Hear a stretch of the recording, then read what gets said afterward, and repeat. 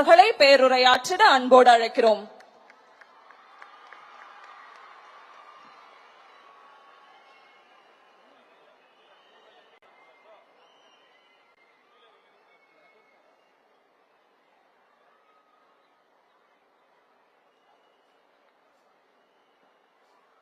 மாண்புமிகு அமைச்சர்களுக்கும்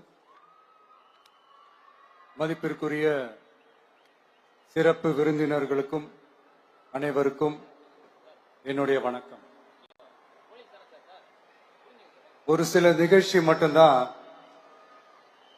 மனசுக்கு ரொம்ப நெருக்கமா ஃபீல் பண்ணும். அதை நினைச்சாலே ரொம்ப சந்தோஷமா ஃபீல் பண்ணும். அப்படிப்பட்ட ஒரு நிகழ்ச்சி தான் இன்னைக்கு இந்த சிங்கப்பெண் சிறப்பு படைய தொடங்கி வைக்கிற இந்த நிகழ்வு. உண்மையிலே மனசுக்கு ரொம்ப நெருக்கமான ஒண்ணு, சந்தோஷமான ஒண்ணு. நம்ம பாட்டி, அம்மா, அக்கா, தங்கைகள், ஒவ்வொரு வீட்டில் இருக்கிற பெண் குழந்தைகள், இவங்க எல்லாருக்குமான பாதுகாப்பை உறுதி செய்வோம்னு சொன்னோம். ஆனா அது எலெக்ஷனுக்காக மட்டுமே கிடையாது. மனசுல இருந்து நிஜமா, உண்மையா, உணர்வு பூர்வமா சொன்னதுதான். பெண்களுக்கு எதிரான இந்த கொடுமைகள்ல நமக்கு எப்பவுமே 0 டாலரன்ஸ் தான். அதுல ரொம்ப உறுதியா இருக்கிறோம். சோ சொன்னது எல்லாமே செய்யணும். கொஞ்சம் கொஞ்சமா, படிப்படியா அதை செயல கொண்டு வரணும். அதுல ரொம்ப தெளிவா இருக்கிறோம். அதனாலதான் ஆட்சிக்கு வந்த உடனே இந்த குறைஞ்ச நாட்களுக்குள்ளேயே இதை நடைமுறைக்கு கொண்டு வந்திருக்கிறோம். தமிழ்நாட்டில் இருக்கிற பெண்கள், பெண் குழந்தைகள் எல்லாருமே பாதுகாப்பா, தன்னம்பிக்கையோடு இருக்கணும். அதுக்கான முதல் கட்டம் தான் இந்த ஸ்டெப்.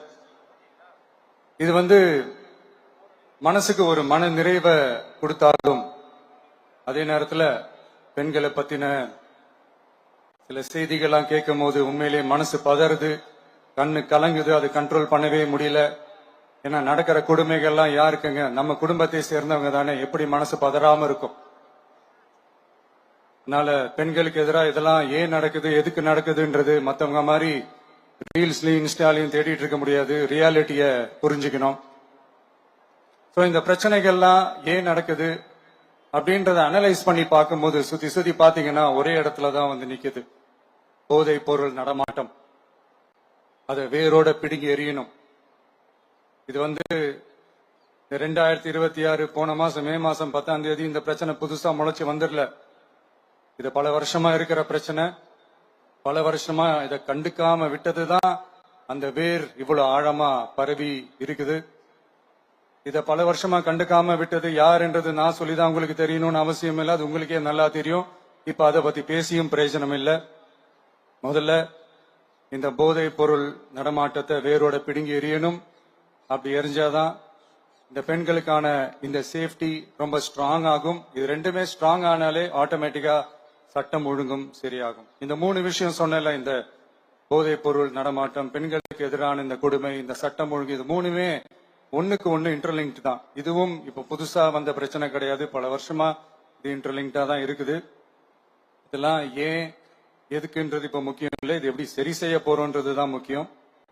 பட் அதே நேரத்துல இன்னொன்னையும் நம்ம மனசுல எடுத்துக்கணும். இந்த பெண் குழந்தைகளுக்கான இந்த பாதுகாப்பு இது வெறும் சட்டம் ஒழுங்கு சம்பந்தப்பட்டது மட்டும்தானா அப்படின்னு கேட்டீங்கன்னா இல்ல. இது சமூக ஒழுங்கும் சம்பந்தப்பட்டிருக்கு. சமூக ஒழுகல தனி மனித ஒழுங்கும் சம்பந்தப்பட்டிருக்கு. தனி மனிதன் ஒழுங்கா இருந்தாலே அந்த சமூகம் தன்னால மாறும். ஒரு கட்டுப்பாட்டோட, ஒரு பொறுப்பா இருந்தாலே இந்த மாதிரி பல பிரச்சனைகளை நம்ம கண்ட்ரோல் பண்ணலாம். படிக்கிற இடத்துல, வேலைக்கு போற இடத்துல, டிராவல் டைம்ல, ஆனா டெய்லி லைஃப்ல பயம் இல்லாம மரியாதையோட நம்ம பெண்கள் வாழணும். அதுக்கான ஒரு அட்மாஸ்பியரை நம்ம கிரியேட் பண்ணணும். அதுதான் நம்மளுடைய ஃபர்ஸ்ட் டார்கெட்டு. இவ்வளவு நேரம் நான் இதெல்லாம் ரொம்ப சாஃப்டா சொல்லிட்டு இருந்தேன். ஆனா பெண்களை தொந்தரவு செஞ்சுட்டு அப்படியே எஸ்கேப் ஆகி போயிடலாம்னு நினைக்கிறவங்களுக்கு நான் ஒரு வார்னிங்காவே சொல்றேன். பெண்கள் பாதுகாப்பை டிஸ்டர்ப் பண்றவங்க யாரா இருந்தாலும் அது சகிச்சுக்கவே முடியாது. அவங்களுக்கான தண்டனைக்கான அந்த நடவடிக்கைகள் எல்லாமே போலீஸ் டிபார்ட்மெண்ட்ல இருந்து ரொம்ப கடுமையான ஒரு தண்டனையா இருக்கும், கடுமையான ஒரு நடவடிக்கைகளா இருக்கும். அந்த தண்டனை அவங்களுக்கான அந்த சார்ஜ் ஷீட் எல்லாமே ரொம்ப ஃபாஸ்டா ஸ்பீடா அது செயல்படுத்தப்படும். என்ன ஒண்ணு, அந்த ஸ்பீட்ல நிரபராதிகள் யாரும் தண்டிக்கப்பட்டிருக்கூடாது. இதையும் காவல் அதிகாரிகள் மைண்ட்ல எடுத்துக்கணும். தப்பு செஞ்சவங்களுக்கு மட்டுமே அந்த உண்மையான கடுமையான தண்டனை கோர்ட் மூலியமா வாங்கி தரணும். அப்பதான் அதை பார்த்து தப்பு செய்ய நினைக்கிறவங்களுக்கு கூட தப்பு செய்யக்கூடாதுன்ற அந்த ஒரு பயம் வரணும். இந்த சிங்கப்பெண் சிறப்பு படைக்காக நம் அரசு சார்பாக முதற்கட்டமாக 354 கோடிக்கு மேல நிதி ஒதுக்கப்பட இருக்கு. இந்த திட்டத்தோட இரண்டாவது கட்டமா இந்த படைக்காக மட்டுமே 2500 புதிய பணியிடங்கள் உருவாக்கப்பட உள்ளது. பெண்களோட பாதுகாப்பை ஸ்ட்ராங் பண்றதுக்காக மாடர்ன் ஃபெசிலிட்டிஸ் இருக்கிற வாகனங்களும் நவீன உபகரணங்களும் தொழில்நுட்ப சாதனங்களும் அலாட் செய்யப்பட இருக்கு. ஆல்ரெடி உமன் சேஃப்டிக்காக செயல்படுற அமைப்புகளுக்கு அடிஷனல் ஸ்ட்ரென்த் அண்ட் சப்போர்ட்டா இந்த சிங்கப்பெண் படை செயல்படுங்கிறத மீண்டும் வலியுறுத்தி சொல்ல விரும்புறேன்.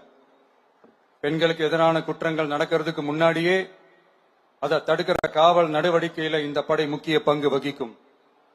ஃபீல்ட் ஒர்க்ஸ் அண்ட் பிரிவென்டிவ் ஆக்ஷன்ஸ்ல இந்த படை ஈடுபடுறதால அனைத்து மகளிர் காவல் நிலையங்கள் எல்லாம் வழக்கு விசாரணையிலும் குற்றவாளிகளுக்கு தண்டனை வாங்கி தர்றதிலையும் இன்னும் அதிக கவனம் செலுத்த முடியும்.